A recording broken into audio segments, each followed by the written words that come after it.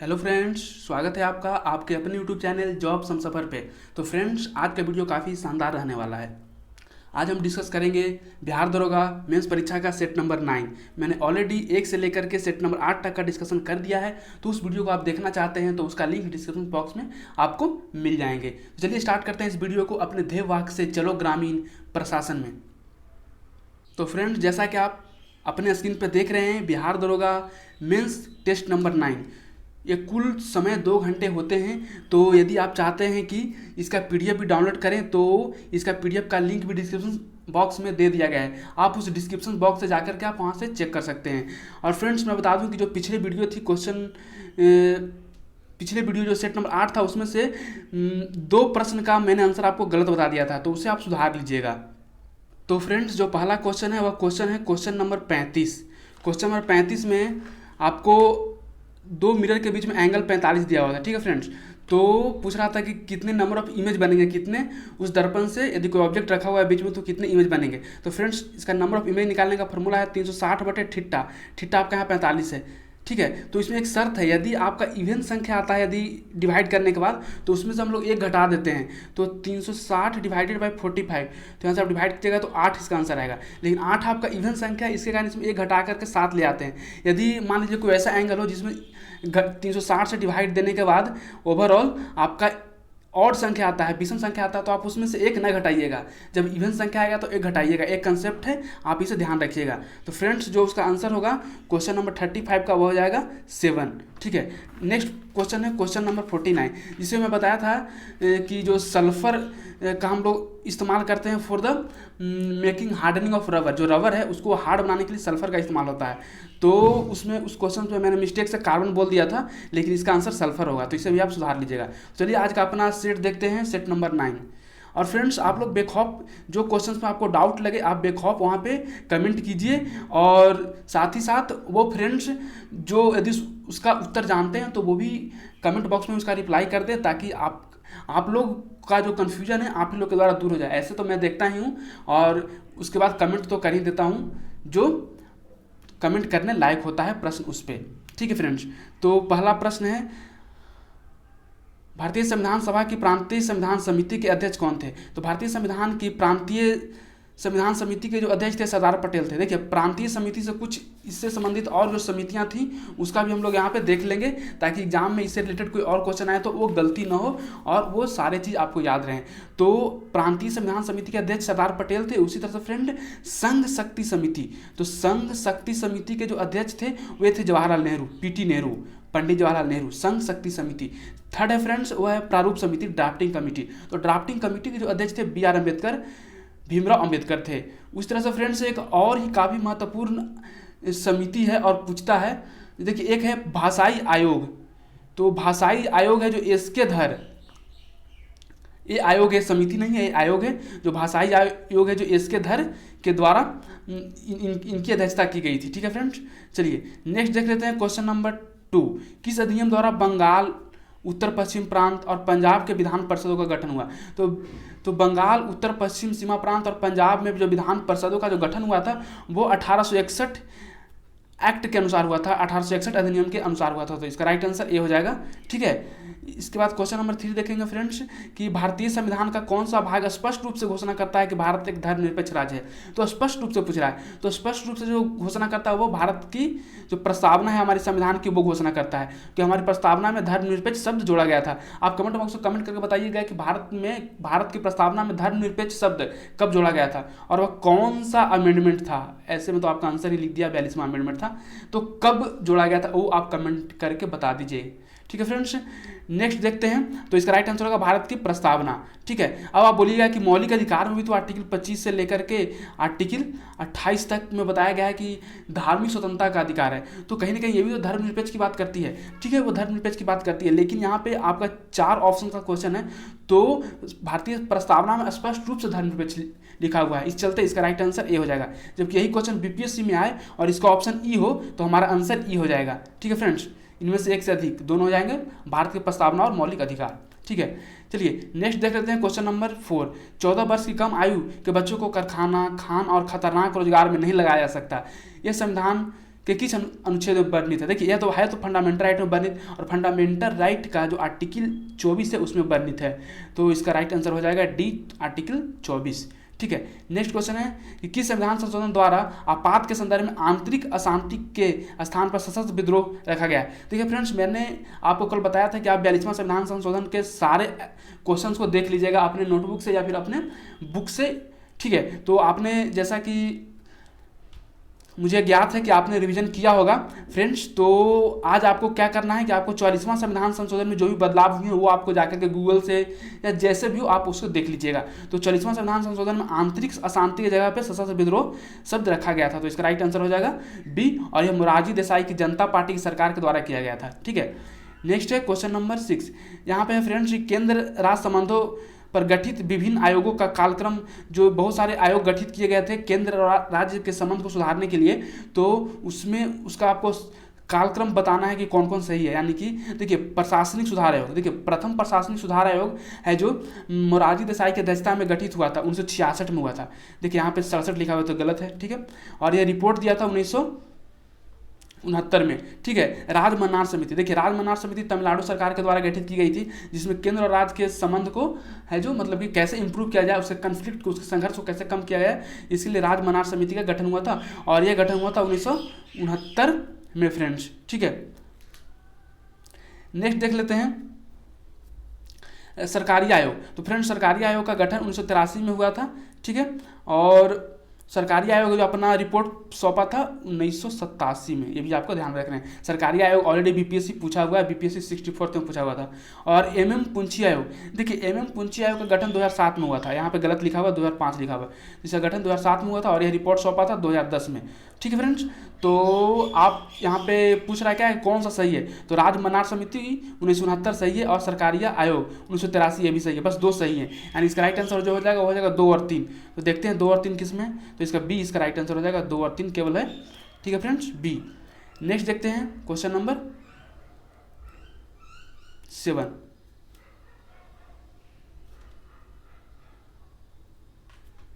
तो friends question number 7 आप देखिए, यहाँ पे आपको सही मिलान करना है। ठीक है, तो वित्त आयोग आर्टिकल 280, ठीक है ये सबको पता है। भारत की संचित निधि, तो भारत की संचित निधि जो हो जाएगा वो आर्टिकल 266, और भारत की आकस्मिक निधि सॉरी, थोड़ा हिंदी में पढ़ने में यदि प्रोनाउंसिएशन में मिस्टेक होती है तो आपसे पहले ही माफ़ी चाहता हूँ। बस आपको मेन मोटो क्या है कि बस आपको एग्जाम में अच्छे मार्क्स लाने हैं, इसका प्रोनाउंसिएशन तो मुद्दा है ही, लेकिन कहीं पे यदि स्प्लिट होता है तो आपसे माफ़ी चाहता हूँ मैं। ठीक है, तो भारत की आकस्मिक निधि आर्टिकल 267, और फ्रेंड्स अंतर राज्यीय परिषद के संबंध में जो उपबंध हैं वो उपबंध किए गए आर्टिकल 263 में। ठीक है, तो जो इसका राइट आंसर हो जाएगा वो हो जाएगा डी का कौन, डी का हो जाएगा 1। ठीक है, डी का 1, 1 2 3 तीनों में है। उसके बाद भारत की संचित निधि, तो भारत की संचित निधि है फ्रेंड्स वो आर्टिकल आपका 266, तो 266 में हो जाएगा, यानी बी का 3 हो जाएगा। तो बी का 3 देखिए किस में है, बी का 3 इसमें और इसमें है। उसी तरह से फिर सी का हो जाएगा वो हो जाएगा 2, तो सी का 2 देख लीजिए, यानी इसका आंसर जो राइट आंसर हो जाएगा वह सी हो जाएगा फ्रेंड्स। ठीक है, मैं फिर से बोल देता हूँ, अंतर्राज्यीय परिषद के संबंध में उपबंध है वह किया गया आर्टिकल 263 में, भारत की संचित निधि वह किया गया आर्टिकल 266 में, भारत की आकस्मिक निधि आर्टिकल 267 में, वित्त आयोग आर्टिकल 280 में। आर्टिकल 280 वित्त आयोग भी बीपीएससी 64 में पूछा हुआ प्रश्न है। ठीक है, तो काफ़ी महत्वपूर्ण प्रश्न है ये सब हो सकता है एग्जाम में आपके रिपीट हो जाए दरोगा वाले एग्जाम में। ठीक है, तो नेक्स्ट देखते हैं क्वेश्चन नंबर 8। संविधान सभा में किसने यह मत व्यक्त किया था कि राज्य के नीति निर्देशक सिद्धांत एक ऐसे चेक की भांति हैं जिसे बैंक को सुविधा अनुसार भुनाया जा सकता है। देखिए जो ये बोला गया था कि डीपीएसपी क्या है, डीपीएसपी है जो एक ऐसा सिद्धांत है जो एक उस चेक की भांति है जिस बैंक की सुविधा अनुसार भुनाया जा सकता है, यानी कि बैंक का मन होगा तो वह चेक बनेगा, उस तरह का मतलब। तो यह बोला गया था केटी शाह के द्वारा। ठीक है, तो इसका ए आंसर राइट हो जाएगा। नेक्स्ट है क्वेश्चन नंबर 9। संसद की संयुक्त अधिवेशन के बारे में क्या सही है। देखिए संसद की जो संयुक्त अधिवेशन है आर्टिकल 108 से बुलाया जाता है, बिल्कुल सही है। संयुक्त बैठक की कार्यवाही लोकसभा की प्रक्रिया नियमों के अनुसार चलती है, बिल्कुल सही। जो चलती है आपका संयुक्त अधिवेशन, उसमें जो भी रूल फॉलो होते हैं सब रूल फॉलो होते हैं लोकसभा की प्रक्रिया के द्वारा ही। ठीक है, और नेक्स्ट है संयुक्त बैठक की कार्यवाही के लिए राष्ट्रपति अलग से नया नियम बनाते हैं, गलत। वो अलग से कोई नया नियम नहीं बनाते, वही नियम फॉलो होते हैं जो लोकसभा में जो रूल्स फॉलो होते हैं। लोकसभा के कार्यवाही में जो रूल्स फॉलो होते हैं, ठीक है फ्रेंड्स। और उसी तरह से संविधान संशोधन विधेयक कभी भी संयुक्त अधिवेशन द्वारा पास किया जाता है, जी नहीं। संविधान संशोधन विधेयक और वित्त विधेयक दो ऐसे विधेयक हैं जो आपका संयुक्त अधिवेशन में पास नहीं किया जाता, उसके लिए आपको अलग अलग पास कराना बहुत ही जरूरी है, तभी पास होगा, अदरवाइज नहीं होगा, ठीक है फ्रेंड। तो इसमें सही कौन कौन है? सही है 1 और 2, ये 3 और 4 दोनों गलत हैं। तो जो इसका राइट आंसर हो जाएगा वो हो जाएगा सी, केवल 1 और 2। चलिए नेक्स्ट देखते हैं क्वेश्चन नंबर 10। स्पीकर किस समिति का पदेन सभापति होता है? तो फ्रेंड्स जो स्पीकर होता है वह आपका नियम समिति का होता है सभापति, बिल्कुल। कार्य मंत्रणा समिति का इसका भी वह है जो पदेन सभापति होता है, और सामान्य प्रयोजना समिति इसका भी सभापति होता है। लेकिन जो लोक लेखा समिति का जो सभापति होता है वह विपक्ष का नेता होता है, विपक्ष का नेता, ठीक है फ्रेंड्स। ये भी काफ़ी महत्वपूर्ण प्रश्न है कि लोक लेखा समिति का जो अध्यक्ष कौन होता है या सभापति कौन होता है, तो वह विपक्ष का नेता होता है, ठीक है। तो इसका राइट आंसर क्या हो जाएगा? 1, 2, 3, यानी सी इसका राइट आंसर हो जाएगा, ठीक है। नेक्स्ट देखते हैं क्वेश्चन नंबर 11। क्वेश्चन नंबर 11 है पृष्ठ तनाव का विमीय सूत्र, यानी इसका यूनिट डायमेंशन आपको लिखना है सरफेस टेंशन का। देखिए सरफेस टेंशन होता है क्या? फोर्स बटे लेंथ होता है।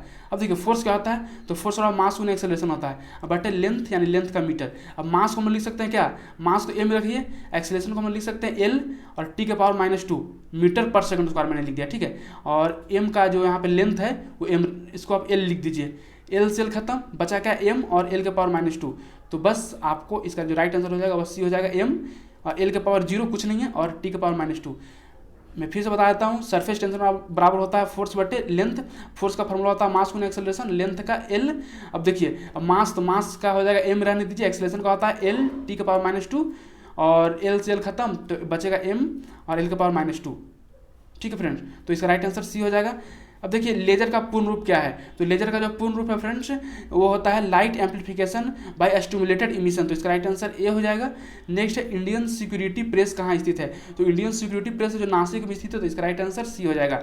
नेक्स्ट है फ्रेंड्स क्वेश्चन नंबर 14। द्रव्यमान ऊर्जा संबंध किसका निष्कर्ष है?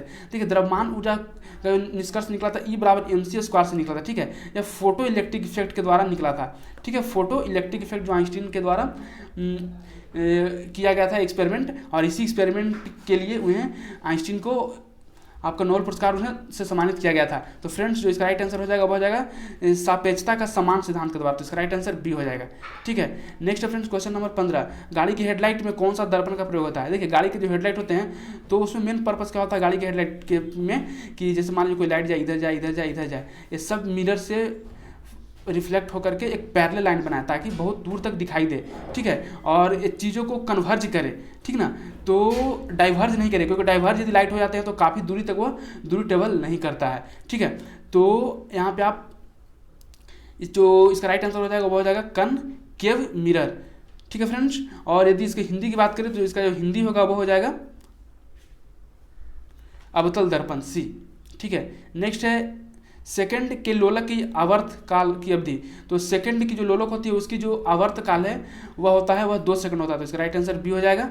नेक्स्ट है क्वेश्चन नंबर 17। शीशे के संचयन वाले सेल में किस अम्ल का प्रयोग किया जाता है? जो शीशे के संचयन वाले सेल हैं उसमें जो H2SO4 होता है जो, ठीक है, तो इसका राइट आंसर सी हो जाएगा। नेक्स्ट देखते हैं क्वेश्चन नंबर 18। एक रेडियो एक्टिव पदार्थ की अर्ध आयु, हाफ लाइफ इसका हाफ लाइफ 4 महीना है, तो बताना है कि उसके 3/4 6 होने में कितना समय लगेगा। 3/4 6 होने में 3/4 उसका डिग्रेडेशन हो जाए। मान लीजिए कि टोटल कोई मतलब रेडियो एक्टिव पदार्थ 1 था, ठीक है, तो उसको 3/4 डिके कर देना, यानी सिर्फ कितना बच रहा है? 1/4 बच रहा हो, यही ना। तो सबसे पहले तो देखिए हाफ लाइफ में होता क्या है? हाफ लाइफ का मतलब होता है कि मान लीजिए कि कोई चीज़ 1 है, 1 से उसको हाफ बनने में, यानी 100 है, 100 से उसको 50 बनने में जितना टाइम लगेगा उसको हम लोग हाफ लाइफ कहते हैं, अर्धायु कहते हैं, ठीक है। तो और उसके बाद 50 से फिर 25 बनने में जो लगता है वो भी उसका हाफ लाइफ ही कहलाता है, यानी उसके जो रियल कंपोजिशन है उसके आधा होने में जितना टाइम लगे उसको हाफ लाइफ कहते हैं। तो क्वेश्चन क्या कह रहा है? क्वेश्चन कह रहा है कि मान लीजिए कोई एक्टिव पदार्थ था 1, उसको 1/2 बनने में कितना लगेगा? 4 महीना, फिर 1/2 से 1/4 बनने में कितना लगेगा? वो 4 महीना। तो आपको क्या कह रहा है कि उसका 3/4 डिके हो जाए, यानी कि सिर्फ 1/4 बचे, तो ये टाइम जो लगेगा 4+4 यानी 8 महीने हो जाएंगे। तो इसका राइट आंसर हो जाएगा फ्रेंड्स वो हो जाएगा बी, ठीक है। नेक्स्ट है MnO2 में Mn का ऑक्सीकरण कितना, यानी ऑक्सीडेशन नंबर पूछ रहा है, तो इसका ऑक्सीडेशन नंबर Mn का जो हो जाएगा फ्रेंड्स वो हो जाएगा 4। क्यों हो जाएगा? M का मान लेते हैं X है, इसको बनाने का तरीका मैं बताता हूँ, और ऑक्सीजन पर -2 चार्ज होते हैं, तो प्लस -2, और कितने ऑक्सीजन है? 2 ऑक्सीजन है, बराबर 0, क्योंकि ये पूरा कंपाउंड न्यूट्रल है, इस पर कोई चार्ज नहीं है, तो X बराबर क्या हो जाएगा? X/4 हो जाएगा, ठीक है। तो इस तरह से आप इस चीज़ों को लगा सकते हैं, सी इसका राइट आंसर होगा। नेक्स्ट है फ्रेंड्स क्वेश्चन नंबर वह है 20। इसमें मिलान करना है आपको, ठीक है। तो मिलान करना है तो आपको ब्लीचिंग पाउडर, तो ब्लीचिंग पाउडर का जो फॉर्मूला होता है कैल्शियम ऑक्सीक्लोराइड CaOCl2 होता है, ठीक है। तो यहाँ पे ब्लीचिंग पाउडर में कोलिन होगा, हाइपो में होता है सोडियम थायोसल्फेट NaH2O3 होता है ना, NaH2O3। तो फ्रेंड्स मैंने आपको बता दिया कि Na2H2O3 सोडियम थायोसल्फेट आपका ये हो गया आपका हाइपो। तो हाइपो में सोडियम होता है, ठीक है, ब्लीचिंग पाउडर में कोलिन होता है। क्योंकि फ्रेंड्स जर्मन सिल्वर की बात करें तो जर्मन सिल्वर में होता है वह हो जाता है आपका कॉपर, जिंक और निकेल। तो कॉपर, जिंक, निकल, तो इसमें निकल है तो जर्मन सिल्वर में निकल हो जाएगा। उस तरह सोल्डर, तो सोल्डर में होता है लीड और टीन। तो देखिए यहाँ पे टीन हो जाएगा सोल्डर में। तो आप इसको मैच कर लीजिए, ए का हो जाएगा 2, बी का हो जाएगा 1, ए का 2, बी का, फिर से मैं बोल देता हूँ, ए का 2 और बी का 1 और सी का 4 और डी का 3। तो देख लीजिए ए का 2 किस में आता है, ए का 2 ये है, ठीक है। बी का 1 इसमें है, ये गलत, यानी इसका बी इसका राइट आंसर हो जाएगा, ठीक है। नेक्स्ट है शुष्क बर्फ होता है, देखिए शुष्क बर्फ ड्राई आइस। ड्राई आइस कहते हैं हम लोग सॉलिड कार्बन डाइऑक्साइड। तो इसका राइट आंसर बी हो जाएगा, सॉलिड कार्बन डाइऑक्साइड। नेक्स्ट है फ्रेंड्स क्वेश्चन नंबर 22, निम्न में से कौन सा प्राकृतिक बहुलक है, यानी आपको नेचुरल बहुलक पूछ रहा है। तो जो इसका प्राकृतिक बहुलक है वो हो जाएगा रबड़, बाकी बेकेलाइट, प्लास्टिक और सेलुलोज ये आपका है जो फ्रेंड्स वो हो जाएगा, ये आपका हो जाएगा वो नेचुरल बहुलक इसका हो जाएगा, ठीक है। नेक्स्ट क्वेश्चन है क्वेश्चन नंबर 24, डायनामाइट मुख्य से होता है, देखिए डायनामाइट का निर्माण होता है नाइट्रो ग्लिसरीन से। तो इसका राइट आंसर सी हो जाएगा। नेक्स्ट है शक्कर के किण्वन से क्या बनता है। देखिए फ्रेंड्स जो शक्कर है उसके किण्वन से जो कंपाउंड बनते हैं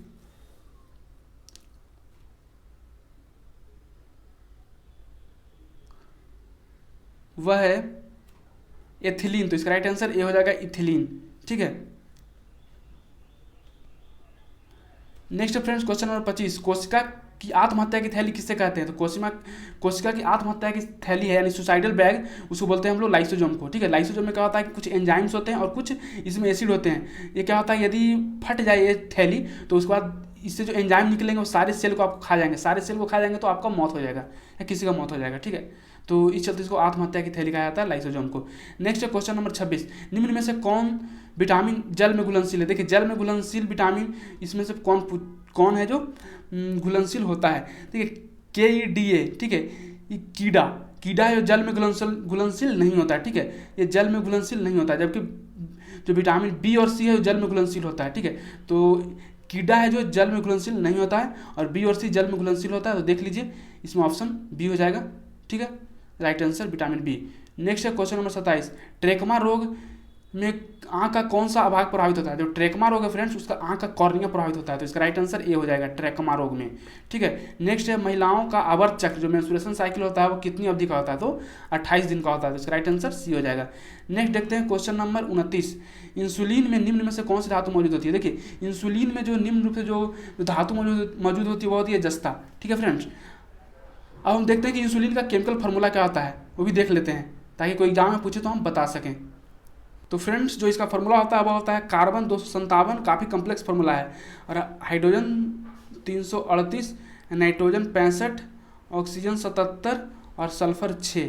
कार्बन 257, हाइड्रोजन 383, नाइट्रोजन 65, ऑक्सीजन 77 और सल्फर 6, ये आपका इंसुलिन का फार्मूला है। और फ्रेंड्स यदि बात करें कोई मेटल की जो इंसुलिन में कौन सी धातु मौजूद होती है तो जस्ता मौजूद होती है, बहुत ही माइक्रोग्राम में होती है फ्रेंड्स, ठीक है, बहुत ही न के बराबर, मतलब नगण्य मात्रा में, ठीक है। अब देखते हैं कि निम्न में से कौन सुमेलित नहीं है। देखिए थाइमीन, बेरी, एस्कॉर्बिक एसिड, अस्कर्बी, विटामिन ए बंधता है। जो आपका कलर ब्लाइंडनेस है वो विटामिन ए से नहीं होता, बल्कि यह जो है फ्रेंड्स यह एक जेनेटिक डिजीज है, यानी अब मतलब दादाजी से पिताजी से बच्चे में आते हैं, ठीक है, वंशानुगत रोग है, यह विटामिन की कमी के कारण नहीं होता है। तो और जबकि विटामिन के है जो रक्त जमना से संबंधित है, ठीक है। तो यहाँ पे कौन सुमेलित नहीं है, तो सी सुमेलित नहीं है, सी गलत है। विटामिन ए के कारण जो आपका कलर ब्लाइंडनेस होता है वो नहीं होता है, बल्कि एक जेनेटिक डिजीज है। तो इसका सी राइट आंसर।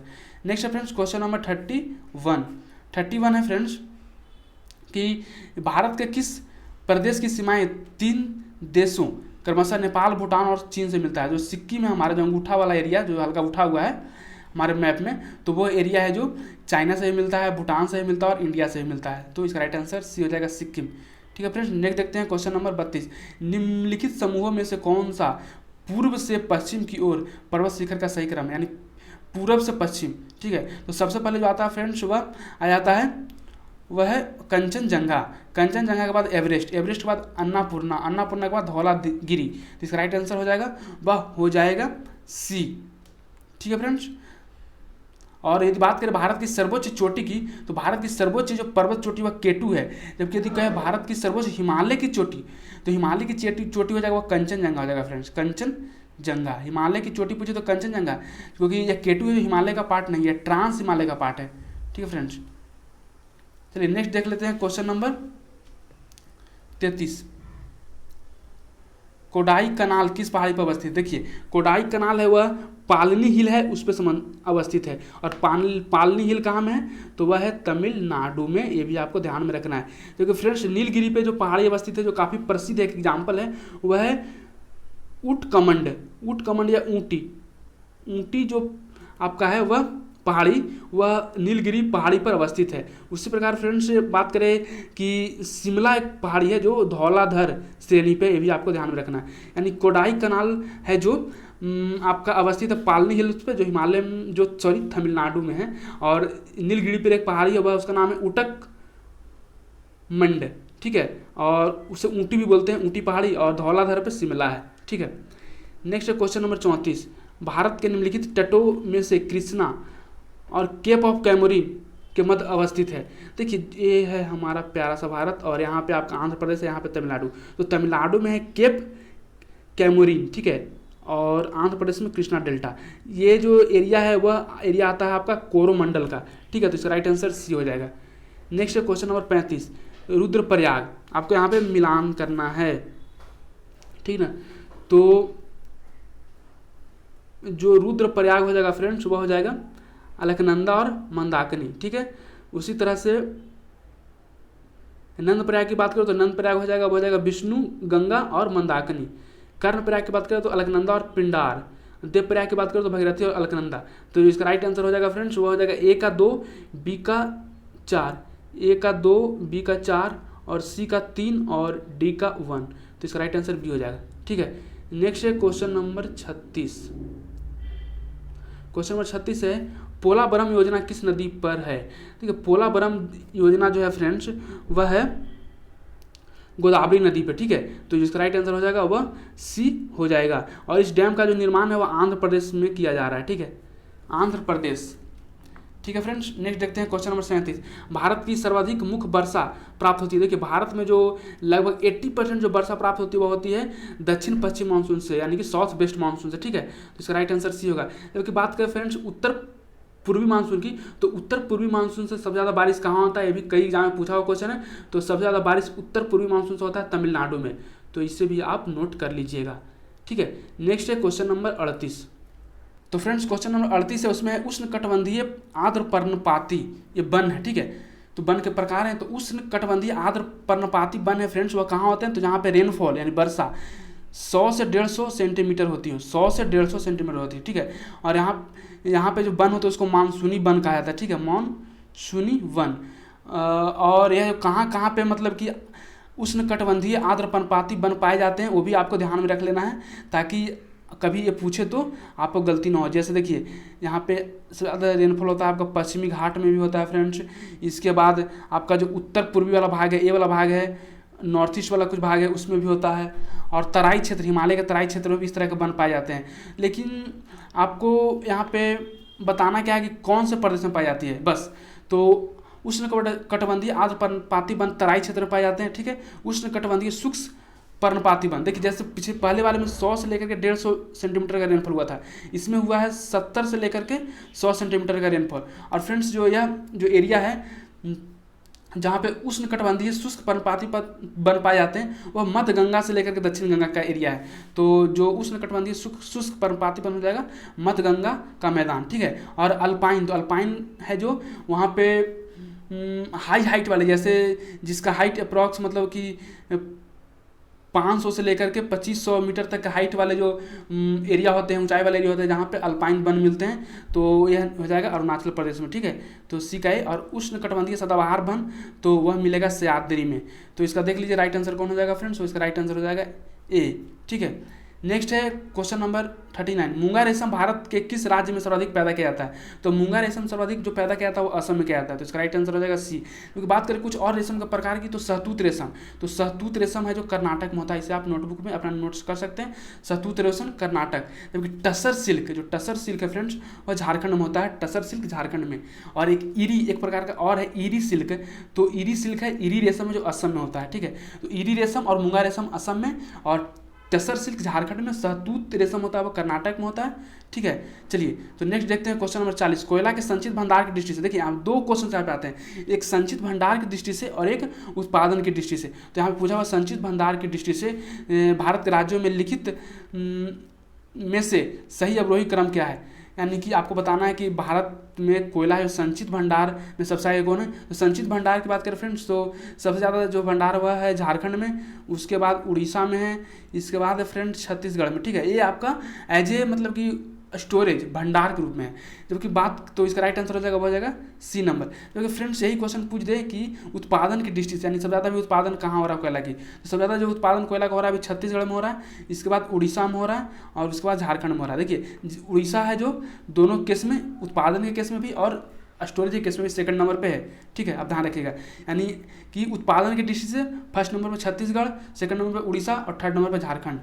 नेक्स्ट क्वेश्चन कि द हिमालय माउंटेनियरिंग इंस्टीट्यूट निम्न स्थानों में से कहाँ स्थित है? तो फ्रेंड्स यह जो दार्जिलिंग में अवस्थित है, इसका राइट आंसर सी हो जाएगा। और यह प्रथम जल विद्युत परियोजना में इसकी मतलब की शुरुआत हुई थी 1897 में, ठीक ना, ये इंस्टीट्यूट की स्थापना की गई थी। नेक्स्ट फ्रेंड्स क्वेश्चन नंबर 42, सूर्य ग्रहण कब होता है? देखिए सूर्य ग्रहण होता क्या है, ये हमारा प्यारा सा सन और बीच में ये हमारा अर्थ और बीच में मून आ जाए तो क्या होता है, हमको सूर्य दिखाई नहीं देता है और मेरे को लगता है कि सूर्य पर ग्रह लग गया, यानी कि चंद्रमा जब सूर्य और पृथ्वी के बीच में आ जाए, तो इसका राइट आंसर हो जाएगा सी।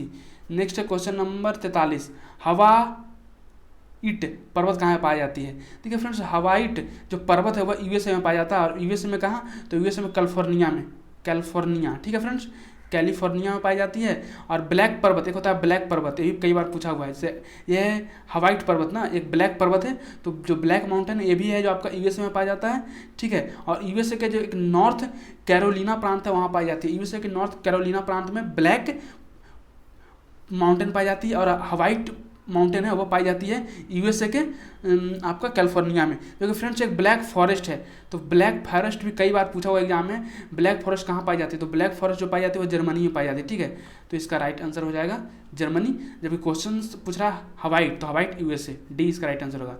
नेक्स्ट देख लेते हैं क्वेश्चन नंबर 44, अंधी घाटियाँ कहाँ पाई जाती है? देखिए अंधी घाटी कहाँ पाई जाएगी, कास्ट टोपोग्राफी रीजन, जो कास्ट प्रदेश है वहाँ पे। कास्ट प्रदेश क्या होते हैं? तो कास्ट प्रदेश ऐसे प्रदेश के बोलते हैं जहाँ का जो आपका सरफेस है वह सरफेस पे क्या हो, प्रचुरता हो आपका लाइम का, लाइम स्टोन का, डोलामाइट का। तो क्या होता है कि जब लाइम स्टोन और डोलामाइट से सरफेस वाटर फ्लो करते हैं तो उसका जो कार्बोनेट है वो पानी के साथ घुल करके, और मतलब कि एक आपका पहले तो छोटा घाटी का निर्माण करता है, घाटी का निर्माण करते करते करते जब ज़्यादा उसमें इरोजन हो जाता है तो अंधी घाटी का निर्माण होता है। तो अंधी घाटी जैसे होता क्या है कि आप नॉर्मल इधर चल रहे हैं, ठीक है, चल रहे अब अचानक अब देखिए कि बहुत ही बड़ा गड्ढा हो गया है। तो गड्ढा क्यों होता है? मैंने आपको बता दिया कि पानी और जो डोलामाइट है या फिर आपका जो भी आपका कैल्शियम कार्बोनेट है पानी में घुल जाते हैं, और इसके कारण इसका इरोजन हो जाता है और ये नीचे चला जाता है, और अंधी घाटी का विकास होता है कास्ट टोपोग्राफी रीजन में, कास्ट प्रदेश में। मैगी नोट रेखा, तो फ्रेंड्स मैगी नोट रेखा है फ्रांस और जर्मनी के बीच में। अब देखिए आज आपका रिवीजन का एक और होगा जो टॉपिक होगा वो हो जाएगा जो आप सीमा सारा देख लीजिएगा, जो भी कौन कौन देश से कौन सा सीमा लगता है। और पहला मैंने आपको बताया था 44वां संविधान संशोधन, ये दोनों आप रिवीजन कर लीजिएगा, ठीक है फ्रेंड्स। नेक्स्ट क्वेश्चन नंबर 46, निम्न दिए गए युग्मों में कौन सही सुमेलित है?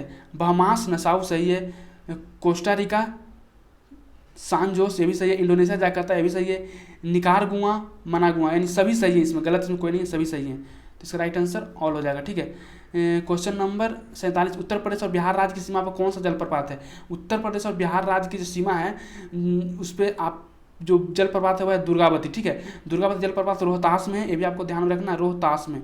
जो रोहतास है वह बाउंड्री बनाता है बिहार और यूपी का, और यह हमारा प्यारा बिहार और आपका यहाँ पे रोहतास मिल जाएगा, ठीक है।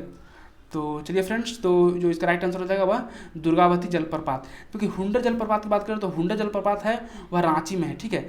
और काकोलत आपको पता है नवादा डिस्ट्रिक्ट में है काकोलत जलप्रपात, ठीक है। काकोलत जलप्रपात नवादा डिस्ट्रिक्ट में, बिहार के नवादा डिस्ट्रिक्ट में है। नेक्स्ट देखते हैं क्वेश्चन नंबर 48 है बिहार का पहला डॉल्फिन अभ्यारण्य। देखिए बिहार का पहला डॉल्फिन अभ्यारण्य तो भागलपुर में है, तो इसका राइट आंसर बी हो जाएगा भागलपुर। अब देखिए बिहार से कुछ वन अभ्यारण्य है, ठीक है, या फिर कुछ पार्क हैं वो पूछे जा सकते हैं। जैसे देखिए आपका इसमें पूछा जा सकता है क्वेश्चंस, जैसे गौतम बुद्ध वन्य जीव अभ्यारण्य, तो गौतम बुद्ध वन्य जीव अभ्यारण्य नाम से पता चल रहा है गया, इसका आंसर हो जाएगा गया, ठीक है। और भीम बांध वन्य जीव अभ्यारण्य है वह है मुंगेर में, भीम बांध मुंगेर में है। और संजय गांधी जैविक उद्यान तो आपको पता है पटना में है। तो मैंने तीन और करा दिया एक्स्ट्रा, गौतम बुद्ध वन्य जीव अभ्यारण्य तो गया में है, और भीम बांध वन्य जीव अभ्यारण्य मुंगेर में है, और संजय गांधी जैविक उद्यान वह पटना में है, ठीक है फ्रेंड्स। नेक्स्ट देखते हैं क्वेश्चन नंबर 50, सुंडा जल संधि किसके मध्य स्थित है। देखिए सुंडा जल संधि है वह जावा और आपका सुमात्रा द्वीप है, यहाँ पे सुधार दीजिएगा, इसको सुमात्रा कर लीजिएगा, जावा और सुमात्रा द्वीप को जोड़ता है, ठीक है फ्रेंड्स। तो इसका राइट आंसर हो जाएगा जो जावा है जो और सुमात्रा द्वीप के बीच में सुंडा जल संधि है, ठीक है। जबकि कुछ और जल संधि की यहाँ पे बात कर लें तो मलेशिया और इंडोनेशिया के बीच में जो जल संधि है वो मलक्का है, भी पूछा जाता है कई एग्जाम में। मलक्का जल संधि इंडोनेशिया और मलेशिया के बीच में है, ठीक है। और बाली द्वीप और लॉम्बोक द्वीप, तो बाली द्वीप और जो लॉम्बोक द्वीप है फ्रेंड्स वह लॉम्बोक जल संधि में, लॉम्बोक जल संधि इसको ऐड करता है। जबकि क्यूबा और यूएसए को आपको पता है फ्लोरिडा जल संधि के बीच में स्थित है। क्यूबा यानी कि फ्लोरिडा जल संधि है जो क्यूबा और यूएसए के मध्य स्थित है, और उसी तरह से लोम्बोक जल संधि है जो बाली द्वीप और लोम्बोक द्वीप के मध्य स्थित है, और सुंडा जल संधि है वह जावा द्वीप और सुमात्रा द्वीप के मध्य स्थित है, और मलक्का संधि है जल संधि है जो मलेशिया और इंडोनेशिया के मध्य अवस्थित है। नेक्स्ट फ्रेंड्स, मुस्लिम लीग किस कारण संविधान सभा का बहिष्कार किया। देखिए मुस्लिम लीग संविधान सभा जो आपका पहली बैठक हुआ था 9 दिसंबर 1946 को, ठीक है, उसकी अध्यक्षता जो टेम्प्रोरी रूप से कर रहे थे वो कर रहे थे सच्चिदानंद सिन्हा। उसके बाद फिर 2 दिन बाद ही जब 11 को दूसरा बैठक हुआ तो उसमें राजेंद्र बाबू को परमानेंट बना दिया गया। ये टेम्प्रोरी अध्यक्ष थे जो सच्चिदानंद सिन्हा थे। तो फ्रेंड्स यहाँ पे आता है कि उसी दिन से आपका मुस्लिम लीग उसमें भाग नहीं लिया था। उसमें मुस्लिम लीग जो भाग इसलिए नहीं लिया था कि वो पहले दिन से वो चाह रहा था कि मुस्लिम लीग चाह रहा था कि उसका एक अलग मुस्लिम का एक अलग संविधान बने, ठीक है। तो यहाँ पे हो जाएगा इसका राइट आंसर जो हो जाएगा मुसलमानों के लिए अलग संविधान चाहती थी। तो इसका राइट आंसर हो जाएगा फ्रेंड्स केवल 2 सही बी, बाकी कोई कारण उचित नहीं है, ठीक है। नेक्स्ट है क्वेश्चन नंबर 52 है भारतीय उपमहाद्वीप में कृषि के प्राचीनतम साक्ष्य कहाँ से प्राप्त हुए हैं। भारतीय उपमहाद्वीप में कृषि के प्राचीनतम साक्ष्य, ये भी बीपीएससी का क्वेश्चन में पूछा हुआ है, ठीक है। तो मेहरगढ़ इसका राइट आंसर होगा। मेहरगढ़ में पशुपालन और कृषि का सबसे पहला साक्ष्य मिला है, इसका राइट आंसर डी मान लीजिएगा। और सभा और समिति प्रजापति की 2 पुत्रियां, जिस तरह से आज हमारा लोकसभा राज्यसभा है, ठीक है, तो उस तरह से प्रजापति की 2 पुत्रियां सभा और समिति है, ठीक है। तो जो सभा होती थी उसका भी एक अलग सिग्निफिकेंस था और समिति का भी अलग सिग्निफिकेंस था, ठीक है। तो भारत की जो पहले की जो जनतांत्रिक संस्थाएं थी फ्रेंड्स, जिसका चर्चा अथर्ववेद में मिलता है, उसमें उस जनतांत्रिक संस्थाएं में सभा और समिति होती थी।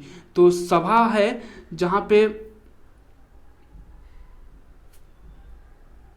श्रेष्ठ लोग बैठते थे, सभा में श्रेष्ठ लोग बैठते थे, ठीक है। जबकि आपका समिति है उसमें आम जन बैठते थे। जैसे आज हमारा लोकसभा है तो लोकसभा में क्या है, जनता के द्वारा चुनाव प्रतिनिधि आता है। जबकि राज्यसभा है तो उसमें क्या होता है कि इंटेलेक्चुअल लोग को ही राज्यसभा का मेंबर बनाया जाता है। ऐसा वास्तविक में होता नहीं है। अब कहीं ना कहीं जो चुनाव हार जाते हैं वो राज्यसभा में चले जाते हैं। उनका एक तरह से आप बोल सकते हैं कि अब जो लोग चुनाव हारे लोकसभा का अब राज्यसभा में चले जाते हैं, मेंबर बन जाते हैं। तो वो पर्पस नहीं रहा जो पर्पस इसका था। तो वही लॉजिक है कि सभा में श्रेष्ठ लोग रहते हैं और समिति में है जो जनता के लोग रहते हैं। तो यह अथर्ववेद से इसका मिला हुआ इसका उल्लेख मिलता है इसका, ठीक है। नेक्स्ट क्वेश्चन नंबर 54, मौर्य काल में भाग एवं बलि। तो मौर्य काल में भाग एवं बलि है जो कर है वह है जो धार्मिक अनुष्ठान से संबंधित है कर, ठीक है। तो जो इसका राइट आंसर हो जाएगा,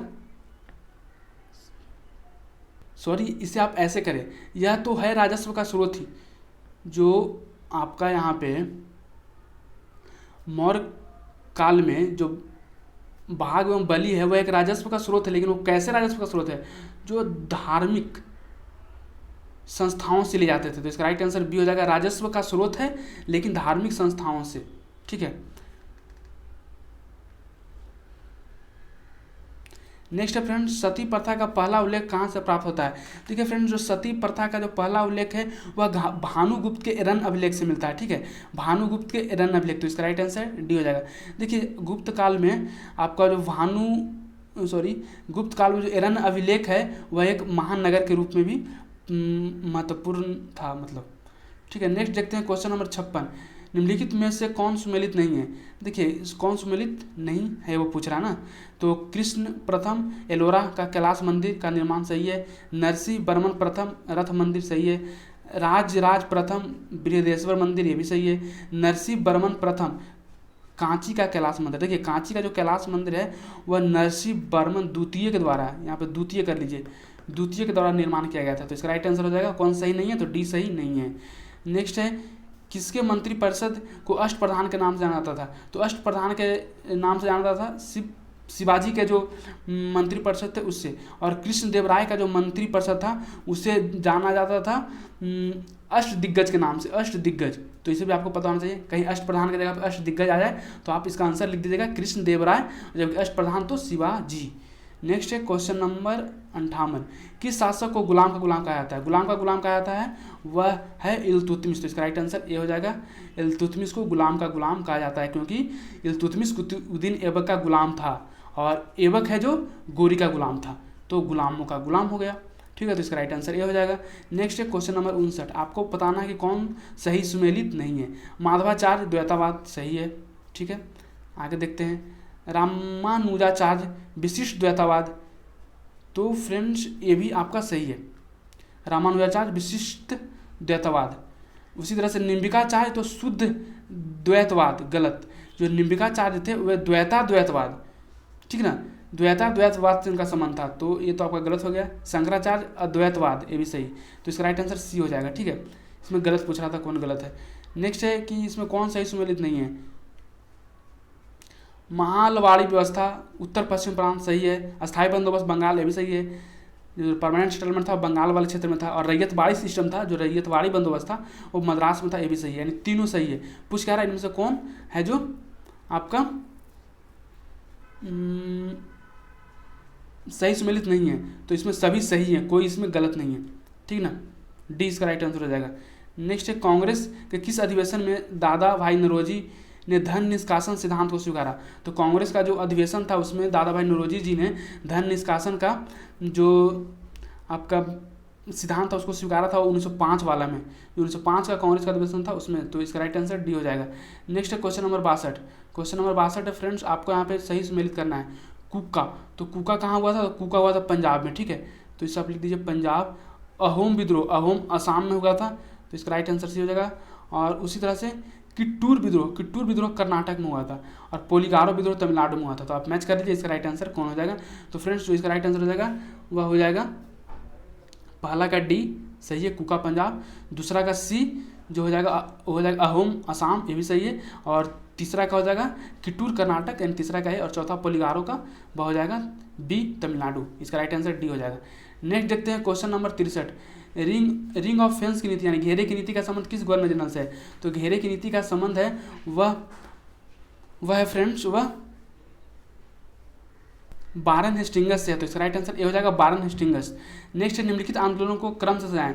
देखिए असहयोग आंदोलन 1920, ठीक है, गांधी दास पैक्ट ये हुआ था 1924, ठीक है, काकोरी कांड 1925, और सांप्रदायिक पंचायत जो हुआ था वो हुआ था 1932 में।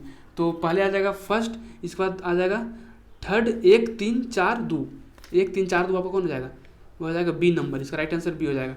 नेक्स्ट है फ्रेंड्स क्वेश्चन नंबर आपका यहाँ पे नेक्स्ट है 65, किस क्षेत्र को जीतने के लिए शेरशाह सूरी ने कहा था कि मुट्ठी भर के बाजरे के लिए मैं अपने दिल्ली की सल्तनत खो देता? वह था मारवाड़ वाला क्षेत्र। तो इसका राइट आंसर बी हो जाएगा। नेक्स्ट है आपको यहाँ पे सही सुमेलित कौन नहीं है? तो लॉर्ड डलहौजी अवध का विलय सही है, लॉर्ड एलन बारो सिंध का विलय, ये भी सही है। नेक्स्ट देखते हैं।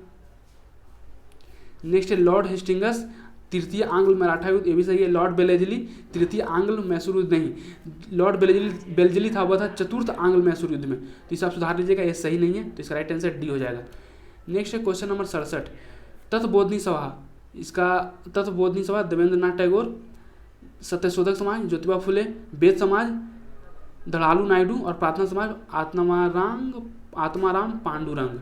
ठीक है, तो जो इसका राइट आंसर हो जाएगा फ्रेंड्स वह हो जाएगा ए का सी, बी का सॉरी एक का हो जाएगा सी, एक का सी देखिए इसमें है।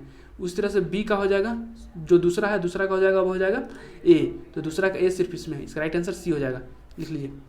ठीक है, नेक्स्ट क्वेश्चन नंबर 68, निम्नलिखित में से किसका नेतृत्व गांधी ने नहीं किया था? तो गांधी जी ने चंपारण का किया था, असहयोग का भी किया था, खेड़ा का भी किया था। बारदोली का नेतृत्व वो किए थे सरदार वल्लभ भाई पटेल ने, और इसी नेतृत्व के कारण जो वहाँ की महिलाओं थी बारदोली की, वह इनको सरदार की उपाधि दी थी। तो ये भी कई एग्जाम में पूछा हुआ प्रश्न है। ठीक है, नेक्स्ट है क्वेश्चन नंबर 69, जलियांवाला बाग हत्याकांड के विरोध में वायसराय की कार्यकारिणी परिषद के सदस्यता से किस व्यक्ति ने इस्तीफा दिया था? देखिए, जो कार्यकारिणी परिषद था वायसराय की, उससे शंकर नायर हैं, जो जलियांवाला बाग हत्याकांड हुआ उसके बाद वो इस्तीफा दे देते हैं। तो इसका राइट आंसर हो जाएगा वह बी हो जाएगा। क्वेश्चन नंबर 70 है, गांधी इरविन समझौते के मध्य किसने अहम भूमिका निभाई? तो गांधी इरविन समझौते के मध्य जो अहम भूमिका निभाए थे वे थे तेज बहादुर समप्रभु और M.R. जयकर। तो इसका राइट आंसर हो जाएगा बी और सी दोनों, डी। नेक्स्ट है क्वेश्चन नंबर 71। देखिए फ्रेंड्स, अब यहाँ पे कुछ मैथ के क्वेश्चन स्टार्ट होते हैं। तो अप्रॉक्स 20 से 22 क्वेश्चन यहाँ पे मैथ के होते हैं। ठीक है, तो मैथ का क्वेश्चन मैं लास्ट में करा दूंगा, पहले मैं सारा जीएस का क्वेश्चन आपको पहले करा देता हूँ। ठीक है,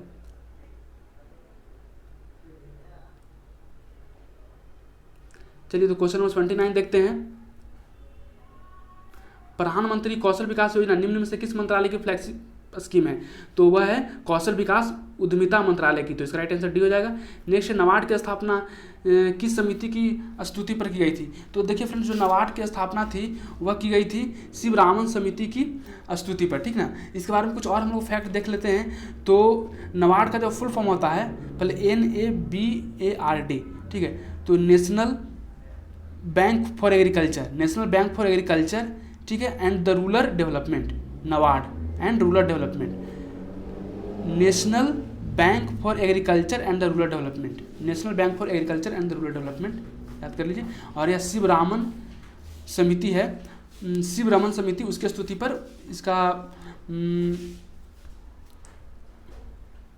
स्थापना हुआ था। ठीक है फ्रेंड्स, और कब हुआ था?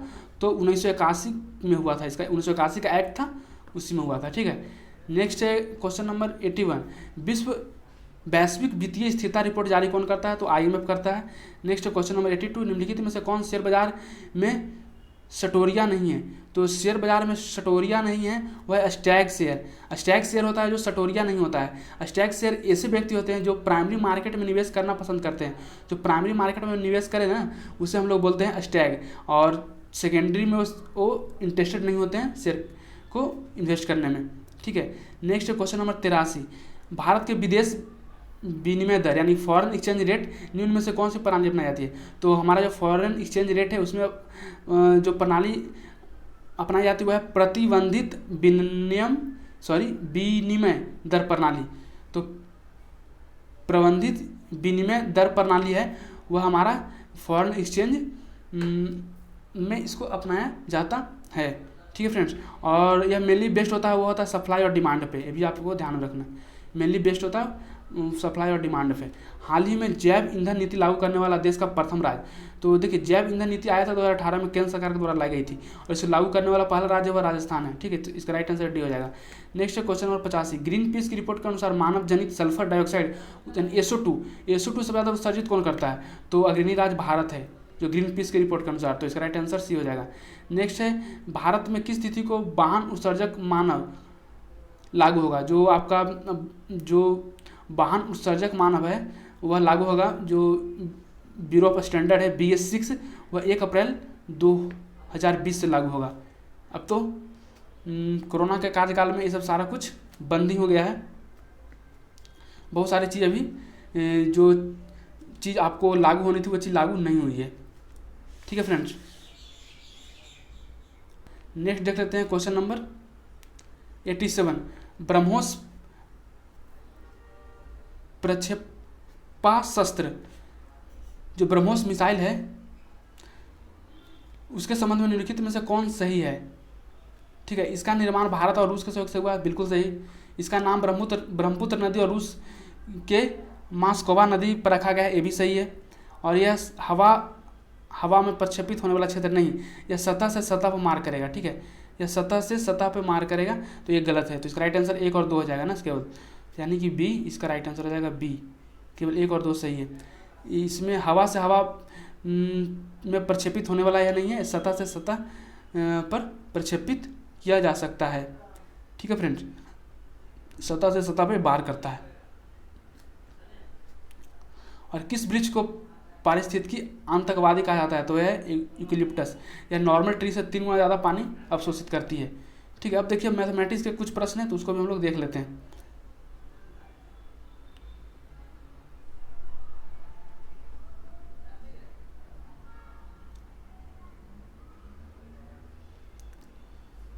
ऐसे इसका पूर्ण रूप से सॉल्यूशन आपको इसका पीडीएफ आप टेलीग्राम चैनल से डाउनलोड कर सकते हैं, जहाँ पे टेलीग्राम चैनल पे वहाँ पे इसका पूरा विथ सॉल्यूशन दिया गया है। ऐसे में इसका आंसर और कुछ जो थोड़ा बहुत डिस्कशन कर दूंगा। जैसे अभिनव खेल के मैदान पर है और पश्चिम की ओर सन्मुख है, मान लीजिए नॉर्थ ईस्ट साउथ वेस्ट। ठीक है, अभिनव यहाँ पे। ठीक है, और वह क्या करता है कि पहले 45 डिग्री दक्षिण घूमता है, दक्षिण इसका हो जाएगा इधर, तो 45 डिग्री यहाँ इधर हल्का घूमा। ठीक है, इसके बाद कह रहा है कि फिर उसी दिशा में 180 डिग्री घूम जाता है, यानी फिर से 180 डिग्री उसी दिशा में घूम जाएगा। अब यहाँ पे आ गया वो। ठीक है, अब क्या कहता है कि अब 270 डिग्री है जो घूमता है उल्टा वाम बर्थ, तो ये आपका 270 यहाँ पे आ जाएगा। ठीक है, यानी वर्तमान में अब यहाँ पे आ गया। तो पूछ रहा है वो कौन सी दिशा में, तो वह साउथ वेस्ट में है, तो इसका राइट आंसर हो जाएगा बी हो जाएगा, दक्षिण पश्चिम। क्वेश्चन पढ़िएगा, मैं आपको समझा दिया सारा कुछ। यहाँ पे देखिए माइनस है और मल्टीप्लाई है, उसके सिंबल को अल्टरनेट कर लीजिए। बोल रहा है कि इसको पद चिन्ह को परस्पर बदल जाते हैं और 4 और 3 को बदल जाता है। तो बताइए इसका मान क्या होगा? तो इसको आप सोल्व कीजिएगा तो 15 इसका राइट आंसर होगा। बस जहाँ पे घटाव है वहाँ पे गुना कर दीजिए, जहाँ पे गुना वहाँ घटाव कर दीजिए, जहाँ पे 4 है वहाँ पे 3 कर दीजिए, जहाँ पे 3 है वहाँ पे 4 कर दीजिए। बस बदलाव कर करके इसका आंसर ले आइए, आ जाएगा इसका आंसर सी 15। नेक्स्ट फ्रेंड्स, ये आपका है, इसमें वेन डायग्राम वाला क्वेश्चन है। इसमें बता रहा है कि जो ट्रायंगल वह कॉफ़ी पीने वाला है, कॉफ़ी, और आयत है वह चाय पीने वाला है। ठीक है, और वृत्त है जो वाइन पीने वाला है, शराब पीने वाला है। ओह सॉरी, वृत्त, ये वृत्त जो है सर्किल है। ठीक है, अब पूछ रहा है कि कितने व्यक्ति कॉफ़ी और चाय पीते हैं? तो देखिए कॉफ़ी पीने वाला था कौन?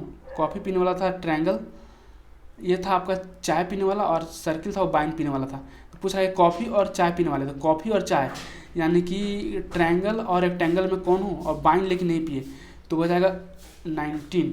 इसका राइट आंसर बी हो जाएगा 19। ठीक है, जो 19 लोग हैं वो सिर्फ चाय पीते हैं और कॉफ़ी पीते हैं, लेकिन वाइन नहीं पीते हैं।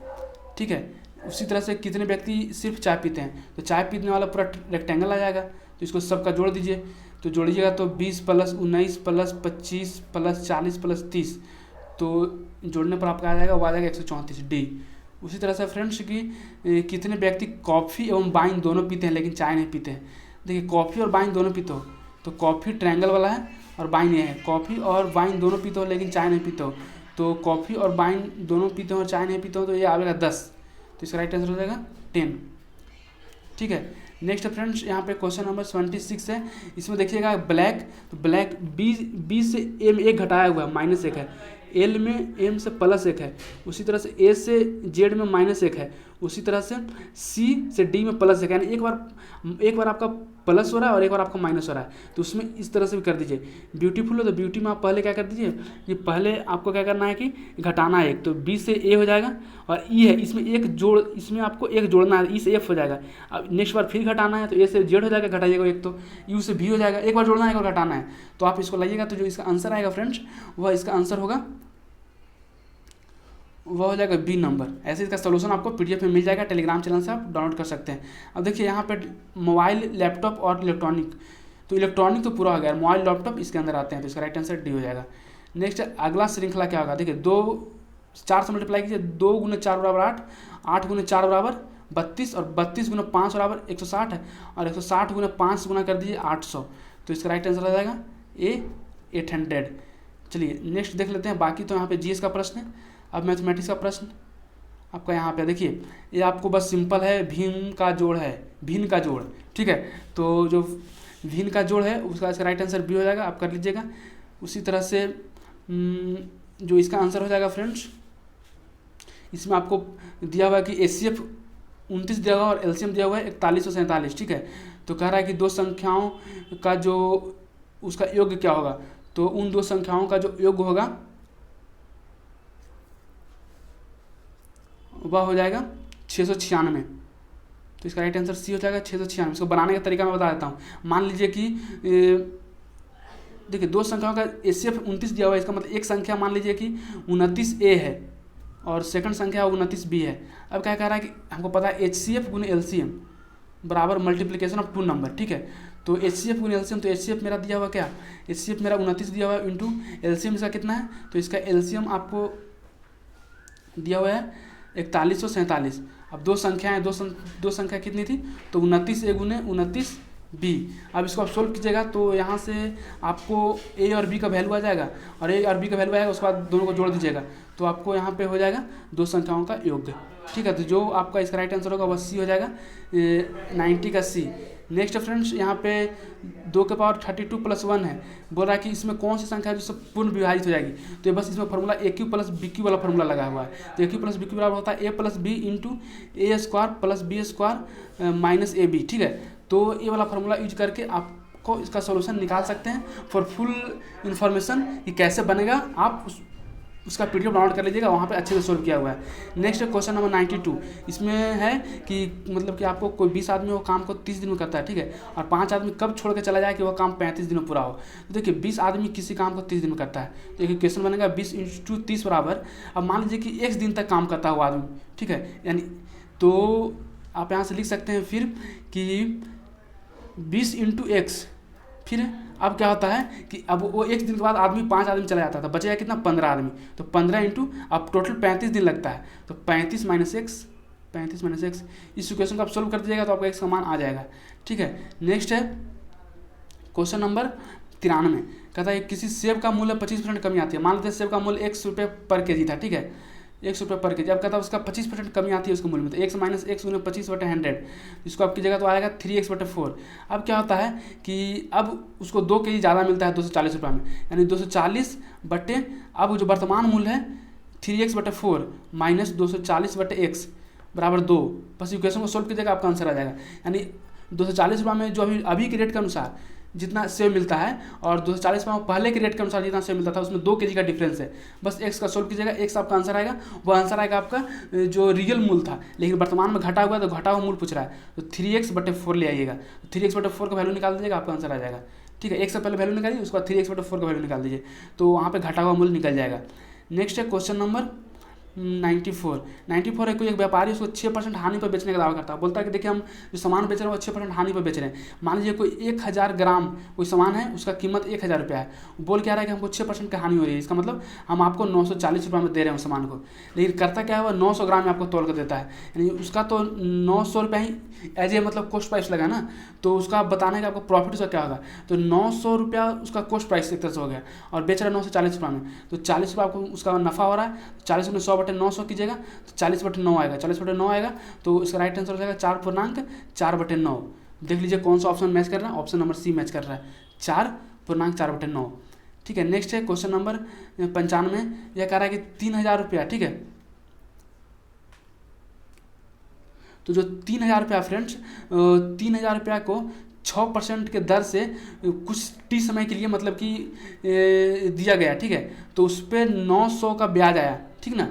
तो जो फार्मूला है SI बराबर P गुने R गुने T/100, आपको SI दिया हुआ है, P आपको दिया हुआ है, रेट आपको दिया हुआ है, टाइम यहाँ से निकाल लीजिएगा। अब क्या क्वेश्चन में कह रहा है, क्वेश्चन में कह रहा है कि 4000 रुपये को, अब नेक्स्ट है 4000 रुपये को, तो 4000 रुपये दूसरा भी क्वेश्चन है, तो 4000 रुपये को उतने ही वर्षों के लिए, देखिए पहला वाला जो टाइम निकलेगा उसको इसमें यूज कीजिएगा टाइम, ठीक है। और इसमें उसको 16 ब्याज आता है, इसमें रेट आपको पूछा हुआ है बट 100, यानी पहला क्वेश्चन से टाइम निकालना है और सेकंड क्वेश्चन में जो टाइम निकलेगा उसका यूज करके रेट निकालना है। बाकी आपको एसआई भी दिया हुआ है, ब्याज भी दिया हुआ है और मूलधन भी दिया हुआ है। कोई सिंपल फॉरवर्ड क्वेश्चन है, कोई कठिनाई नहीं है। यदि कठिनाई हो रहा है तो पीडीएफ डाउनलोड कर लीजिएगा टेलीग्राम चैनल से, टेलीग्राम चैनल का लिंक दिया हुआ है। मैं बार बार इस चीज़ को बोल रहा हूँ, ठीक है। अब यहाँ पे देखिए कि 2 बेलन है, ठीक है, दोनों का आयतन समान है, ठीक है। मान लीजिए एक बेलन का मतलब इस तरह से एक बेलन है, 2 बेलन है, ठीक है। तो दोनों का यानी पाई आर स्क्वायर एच, ये आयतन होता है pi R square H. R1 है R2 और R1 H1 और R2 H2। अब क्या कह रहा है कि दोनों के बीच में हाइट का जो रेशियो है 2:3 दिया हुआ है। इन हाइट पे 2 लगा दीजिए, 3 इसमें लगा दीजिए, तो जो इसका जो अनुपात आ जाएगा वो क्या आएगा, देखिए मैं फिर से लिख देता हूँ, पाई आर स्क्वायर एच, ठीक है, pi R square pi 2H2, pi R square 1:1 है, दोनों बराबर है। अब क्या कह रहा है कि हाइट इसका 2 है, इसका हाइट 3 है, ठीक है। ये पाई से पाई खत्म कीजिए तो यहाँ से आएगा R1 का स्क्वायर बटे R2 का स्क्वायर, 3 ऊपर चला जाएगा, 3/2, तो R1 R2 क्या हो जाएगा, R1 बटे R2 हो जाएगा √2/3। देख लीजिए कौन मैच कर रहा है, तो मैच कर रहा है D, √2/√3, ठीक है। नेक्स्ट फ्रेंड्स, एक क्वेश्चन नंबर है कि इसका वैल्यू दिया हुआ तो इसका वैल्यू कैसे निकलेगा। देखिए इसका निकालने का तरीका क्या है कि इसका जो सेकंड वैल्यू है उसको मान लीजिएगा x, ठीक है, और पहला वाला इक्वेशन उसका स्क्वायर कर दीजिएगा, दूसरा वाला इक्वेशन उसका भी स्क्वायर कर दीजिएगा, और स्क्वायर करने के बाद जोड़ दीजिएगा। जोड़ने के बाद आपको इस तरह का कुछ फॉर्मूला आ जाएगा, sine square theta plus cos square theta और 1 होता है। तो जब जोड़िएगा तो वहाँ पे आपका आ जाएगा वैल्यू, ओवरऑल लास्ट में आएगा x² बराबर आपका आएगा यहाँ पे 2/9, ठीक ना। तो जब x बराबर हो जाएगा 2/√2/3 हो जाएगा, ठीक है। करना क्या है मैं फिर से बता देता हूँ, इसको इक्वेशन 1 ले लेना है, इसको इतना बराबर x लेकर के इक्वेशन 2 लेना है और दोनों को स्क्वायर करना है। स्क्वायर करने के बाद दोनों को जोड़ देना है, जोड़ने के बाद आपको इस फार्मूला का यूज करना है, cos square theta plus sine square theta बराबर 1। देखिएगा उस तरह का आपको इक्वेशन बन जाएगा। लास्ट में क्या होगा, x² बराबर 2/9 आएगा, ठीक है, x बराबर आ जाएगा √2/3 आंसर, डी इसका राइट आंसर होगा। नेक्स्ट है, देखिए फ्रेंड्स, क्योंकि यहाँ पे सॉल्यूशन बनाना पॉसिबल नहीं होता है, ठीक ना।